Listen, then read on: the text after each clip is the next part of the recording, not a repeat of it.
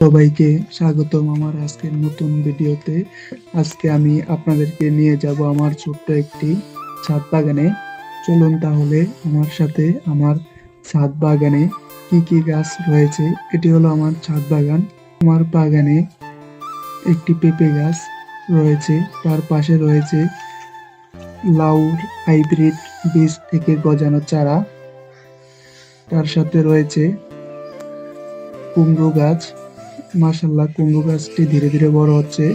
আশা করি খুব শীঘ্রই কুমড়ো গাছ থেকে সুন্দর ফলন আসবে। তার পাশে রয়েছে মরিচ গাছ।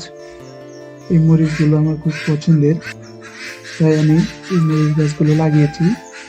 প্রথমেই দেখতে পাচ্ছেন এখান থেকে কিছু মরিচ আমি পেয়েছি, এখন আবার ফুল আসছে গাছগুলো থেকে। খুব শীঘ্রই প্রচুর পরিমাণ মরিচ ধরবে।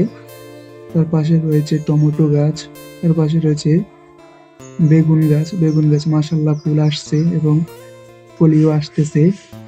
আরো বিভিন্ন রকমের গাছ রয়েছে আমার বাগানে। আমার উপাশে আরেকটি বাগান আছে, সেটিতে অন্য একদিন নিয়ে যাব। সম্পূর্ণ গাছগুলো অর্গানিক ভাবে রোপণ করা হয়েছে। মাটি প্রস্তুত করার সময় আমার বাগানে কোনো প্রকার রাসায়নিক সার ব্যবহার করা হয়নি, এতে করে আমার ফলগুলো সুস্বাদু এবং বিষমুক্ত হবে। আপনারা চাইলে আপনাদের পতিত জায়গা খালি না রেখে পরিবারের চাহিদা মেটানোর জন্য সামান্য পরিমাণ শাকসবজি চাষ করতে পারেন।